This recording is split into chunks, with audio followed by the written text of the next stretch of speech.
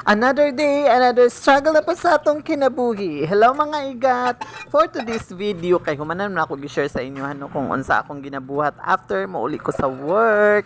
So karon for today's video mga igat, kay ako na po i-share sa inyo kung unsa akong trabaho before ko mo duty sa work. O mao na siya mga igat, pero kay maglungag jud ko ana every 5:30 AM ko ning mataan na mga igat, tapos naglungag ko kay kanang akong ilungag mga igat mo jud na ang pamahaw sa kong inahan, dala na jud na tibuok adlaw paniudto og panihapon sa ako ang mama.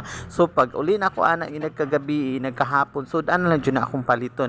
So mao na siya mga igat mo na akong trabaho diha, naglungag ko diha, and then pagkahuman nagkuan ko, naginit ko og tubig kay kinahanglan jud na akong mama initan og tubig dayon isulod jud na sa thermos kay tiod-tiod manguan jud na akong mama magtimpla og gatas day mo kaon na siya pan mo jud na iyaha.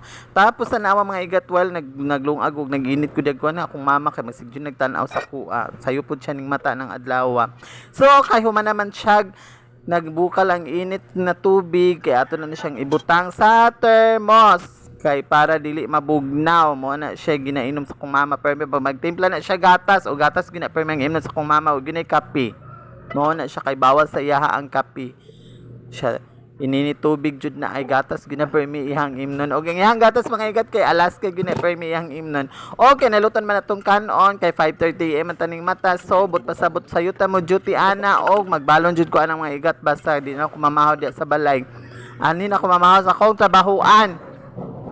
Mao na magbalon na lang ta pagkahuman kay sayuta mo duty kay sayo pud taning mata mao na siya.